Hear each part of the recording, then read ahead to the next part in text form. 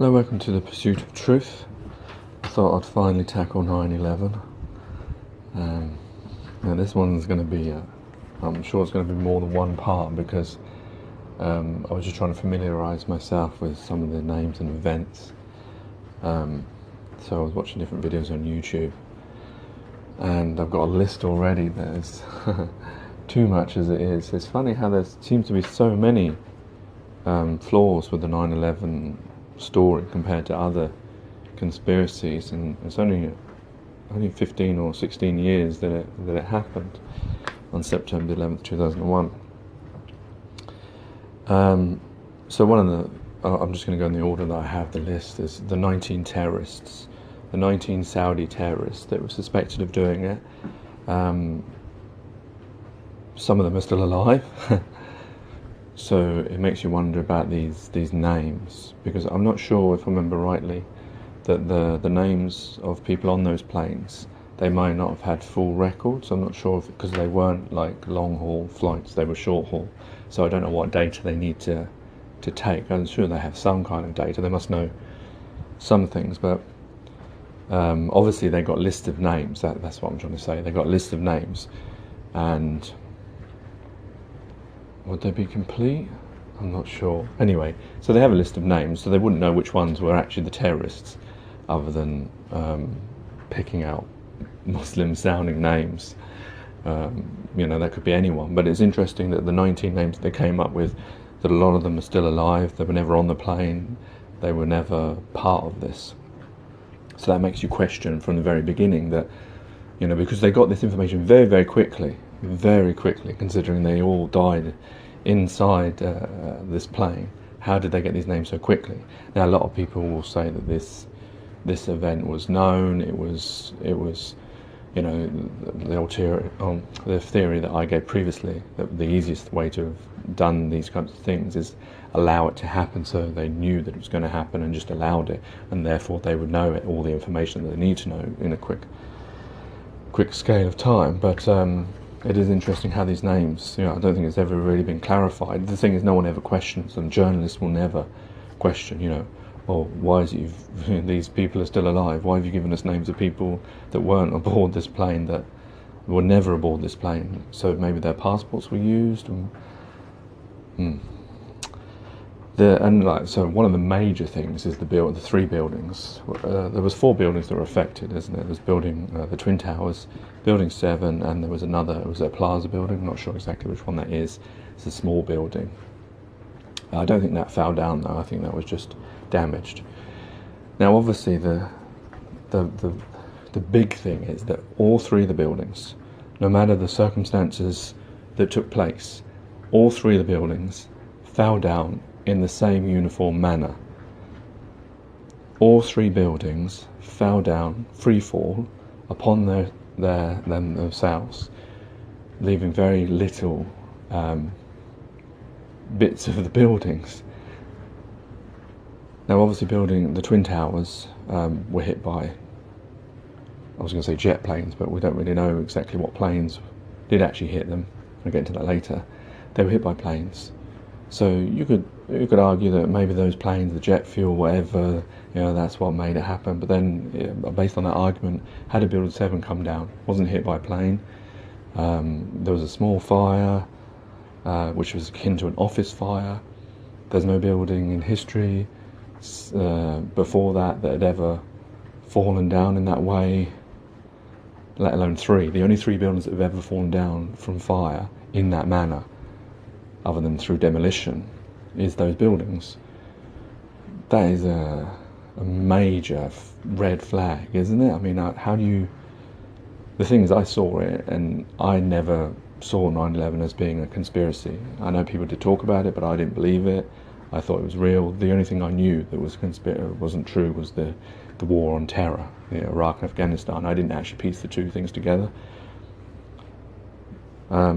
And that goes to another thing, that there's lots of social studies where they show that people will follow the group mentality. So, I saw an experiment on YouTube. It was on the video from We Are Change, Rotterdam. And that was showing this experiment where they had 5 people, and if the other people lied and said which was the smallest line, it was the smallest line or the biggest line, whichever way it was, that the real person, the only person who was actually part of the experiment, he would go along with the other people. So he would go along with what everyone else was saying, despite him knowing what the truth was.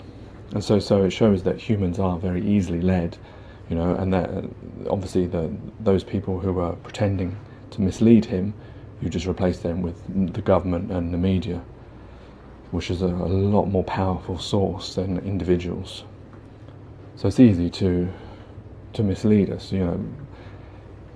We have journalists who tell us what we see, and also they then cover things up. Like a lot of people will talk about the explosions. The firemen and people around heard lots of explosions. But when the NIST do their reports, they don't even consider that aspect of it. And even in that documentary, they were showing that how NIST really weren't investigating. They were sort of the assumption that because the buildings came down because of the planes, that was why it happened. They didn't really look at it in a technical way. I mean, how could they anyway? Because all the steel, all the remaining parts of those buildings were shipped off in speed to China, so that no real investigation, or no proper investigation, could ever really take place. I mean, that is another big red flag. I mean, how quickly that stuff got out of the country. There's just too many things. The passport of the terrorist that flew out of a burning plane in a building that collapsed, managed to survive, just made out of paper. Managed to survive. And you remember, this passport would have been inside the plane. There's no windows in the plane, there's no way of chucking it out. The front of the plane, where we're assuming the terrorists were, well, I don't know where his passport would have been. Where would his passport? It would have been either there or in the middle of the plane. But how did that plane that we saw fly straight through like butter into the building, It's not like, I'm sure if a normal plane, it should have hit the side of the building and crashed, crumbled and fell down the side. But it didn't do that, it went straight through. If it had done, if it crumbled on the side, then maybe you could have said, yeah, that's how the passport flew out. But this plane went all the way in the building, and it seems like a part of it came out the other end, which is even more impossible. But yeah, it did that. So if it went inside, how did that passport that was engulfed in flames, stuck inside the middle of a building, fly all the way out virtually unharmed? I think it had a very small little burn on the top. A bit convenient, because that means you could say, oh yeah, this is one of the terrorists. And also there's also the likelihood of the only passport that managed to survive that was one of the terrorists, considering there were how many people on that plane. And remember, there's no other, that building was full of paper, but no other pieces of paper were found. Also, that plane would have been filled with different bits of paper, magazines, books, whatever. None of those were found as well, just one passport.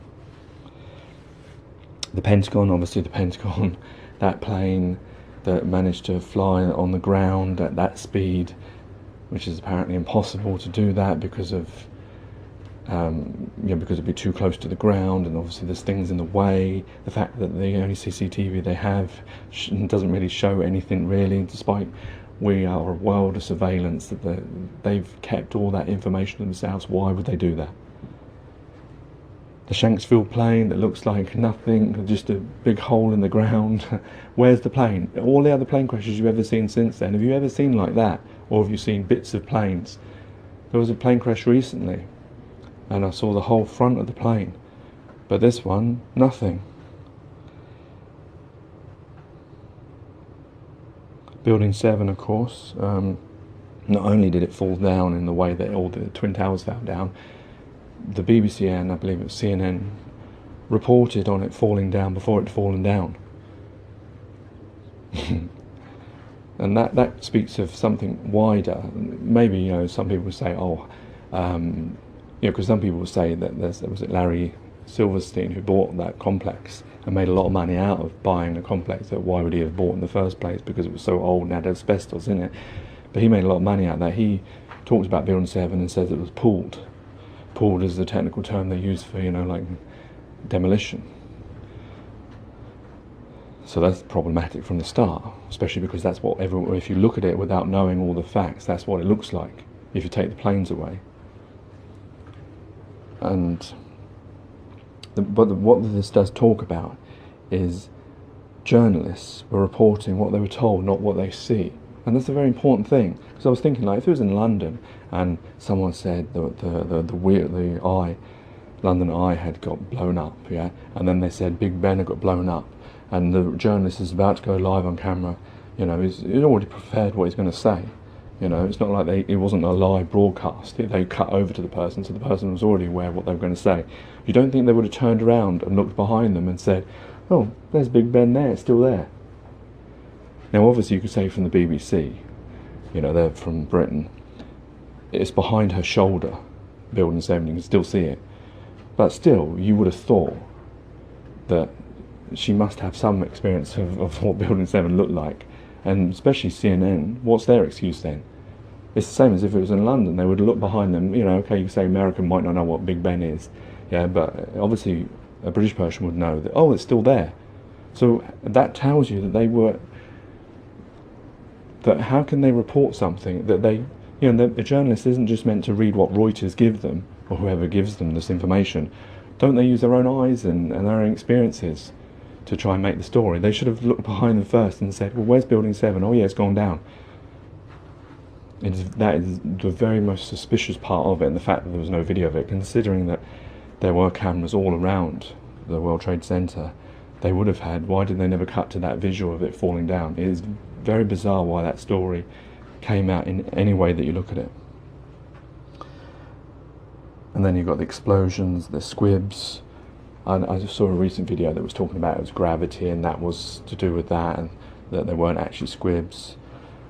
But the fact is the building fell free fall. You know, it should have had resistance, because you can see the first one, you can see half of the top is falling down, but okay, it's falling down, but it should have had some kind of resistance, not free fall. Anyway, I think that's enough for now. We'll return to the subject. It's a very big subject, and it's the beginning of a lot of all these awakenings and conspiracies, and I guess because it's happened in our lifetime and we saw it. Anyway, for now, take care, take it easy, God bless, and peace.